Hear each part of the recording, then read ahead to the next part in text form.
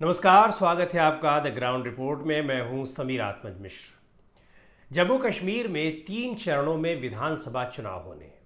पहले चरण के लिए मतदान कल यानी 18 सितंबर को होगा।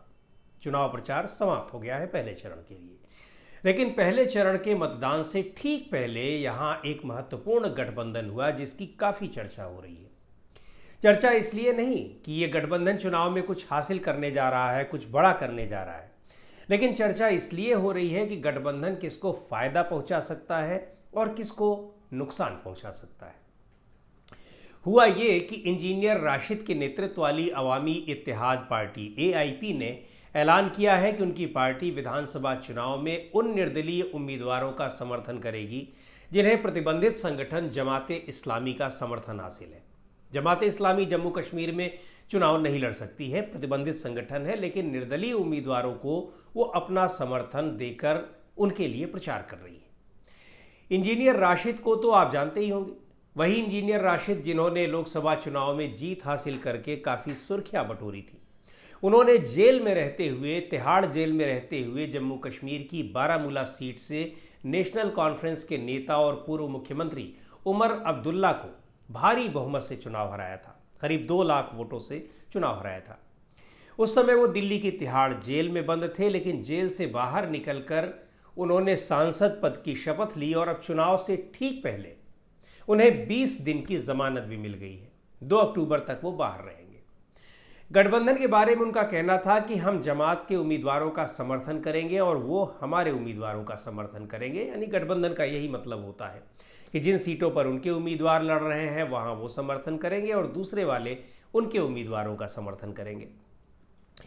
जमाते इस्लामी की बात की जाए तो उसने आखिरी बार 1987 के विधानसभा चुनाव में हिस्सा लिया था। जमात समर्थित उम्मीदवार कश्मीर में 7 सीटों पर चुनाव लड़ रहे हैं। इनमें से 5 सीटें दक्षिण कश्मीर में हैं, जबकि 2 सीटें उत्तर कश्मीर की हैं। वहीं इंजीनियर रशीद की पार्टी अब तक 34 सीटों पर उम्मीदवार खड़े कर चुकी है और वो सभी सीटों पर चुनाव लड़ने की तैयारी में है। दक्षिणी कश्मीर में जमात का तो उत्तरी कश्मीर में इंजीनियर राशिद की पार्टी का अच्छा खासा प्रभाव है। इस चुनाव में बीजेपी अकेले दम पर चुनाव लड़ रही है। कांग्रेस और नेशनल कॉन्फ्रेंस ने गठबंधन किया है, जबकि महबूबा मुफ्ती की पीडीपी ने अभी तक किसी राजनीतिक दल के साथ कोई गठबंधन नहीं किया है।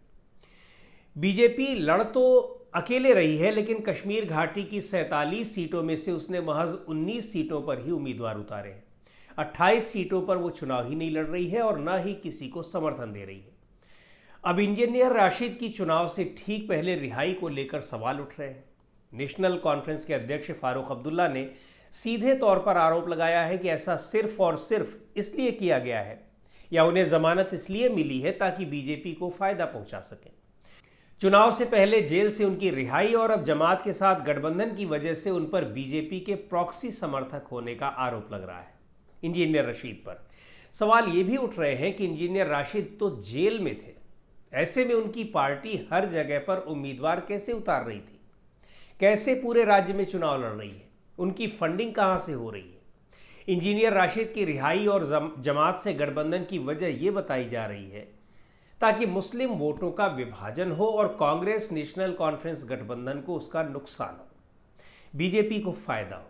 हालांकि कश्मीर संभाग की ज्यादातर सीटों पर बीजेपी चुनाव ही नहीं लड़ रही है, लेकिन निर्दलीय सदस्यों या फिर इंजीनियर राशिद की पार्टी के सदस्यों के जीतने से खंडित जनादेश की स्थिति में बीजेपी उनके समर्थन से सरकार बना सकती है। हालांकि जम्मू कश्मीर की राजनीति को कवर करने वाले पत्रकारों और विश्लेषकों का कहना है कि इन स्थितियों के बावजूद बीजेपी के लिए यहां ज्यादा स्कोप नहीं दिख रहा है। नेशनल कॉन्फ्रेंस और कांग्रेस का गठबंधन काफी मजबूत स्थिति में है, पर उत्तरी और दक्षिणी कश्मीर में जमात और रशीद के गठबंधन को हल्के में कतई नहीं लिया जा सकता। वास्तव में इंजीनियर राशिद की पार्टी और जमात इस्लामी का गठबंधन कांग्रेस, नेशनल कॉन्फ्रेंस और पीडीपी के खिलाफ एक मोर्चा बताया जा रहा है, जिसके जरिए इनके वोट बैंक को तोड़ने की एक कोशिश हो सकती है। हालांकि जमात और रशीद के गठबंधन से नेशनल कॉन्फ्रेंस और कांग्रेस गठबंधन का नुकसान कम, पीडीपी का नुकसान ज्यादा हो सकता है। उसका कारण यह है कि पीडीपी जिस लाइन पर राजनीति करती है, लगभग वही राजनीतिक लाइन इंजीनियर रशीद और जमात की भी है। ये लोग कश्मीर में सॉफ्ट अलगाववाद की वकालत करते हैं। और उसी पैटर्न पर राजनीति करते हैं। ऐसे में इस विचारधारा के समर्थक लोगों के पास दो दो विकल्प होंगे। पीडीपी की बात की जाए तो पीडीपी की स्थापना 1999 में मुफ्ती मोहम्मद सईद ने की थी और शुरुआत से ही कश्मीर समस्या के हल के लिए पाकिस्तान और अलगाववादियों से बातचीत के समर्थन में रही है ये पार्टी। ऐसे में ये तय है कि अब तक जमात का जो वोट पीडीपी को मिलता रहा है वो इस चुनाव में नहीं मिल पाएगा, क्योंकि जमात के उम्मीदवार खुद निर्दलीय उम्मीदवार के तौर पर चुनाव लड़ रहे हैं। पार्टी से लड़ नहीं सकते हैं क्योंकि जमात प्रतिबंधित संगठन है, पहले हमने बताया ही आपको। इसीलिए ये कहा जा रहा है कि जमात और इंजीनियर राशिद की पार्टी का गठबंधन दरअसल बीजेपी का ही एक गेम प्लान है। जम्मू कश्मीर की 90 विधानसभा सीटों में से 47 सीटें कश्मीर घाटी में, जबकि 43 जम्मू संभाग में। बीजेपी की असली ताकत जम्मू क्षेत्र में मानी जाती है, लेकिन कश्मीर घाटी में यदि वो खुद लड़ने की स्थिति में नहीं है तो उसकी कोशिश है कि प्रतिद्वंद्वी पार्टी या गठबंधन हावी न होने पाए।